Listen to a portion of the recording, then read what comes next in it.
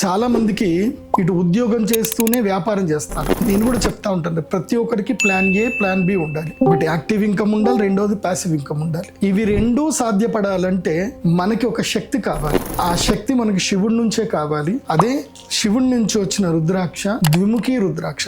ఈ ద్విముఖి రుద్రాక్షను గనక మెడలో చక్కగా ధరించి రోజు ధ్యానం చేసుకోవాలి. ఇది బయట వేసుకొని తిరగడానికి పని చేయదు. రోజు ధ్యానం చేసుకోవాలి, మెడలో వేసుకొని ధ్యానం చేయాలి. ఇంట్లో ఉన్నంతసేపు చక్కగా మెడలో వేసుకోండి. ఎందుకోసం అంటే ఇది కొంచెం పెద్దగా ఉంటుంది కదా, అన్ఈజీగా ఉంటుంది శరీరం మీద వేసుకోవడానికి. ఒకవేళ మీరు వేసుకోగలిగితే వేసుకోవచ్చు, కాకపోతే ఈ యొక్క రుద్రాక్షమాలను ధరించి శ్మశానానికి మాత్రం వెళ్ళకూడదు, గుర్తుపెట్టుకోండి. కాబట్టి ఈ ద్విముఖి రుద్రాక్ష మాలను ధరించినట్లయితే గనక డ్యూయల్ మెంటాలిటీ ఉన్నటువంటి వాళ్లకు, డ్యూయల్ బిజినెస్ చేస్తున్నటువంటి వాళ్లకు బాగా కలిసి వస్తుంది. So passive income, active income ఎవరైతే కావాలనుకుంటారో వాళ్ళు ఈ ద్విముఖి రుద్రాక్ష మాలను ధరించండి, మంచిగా.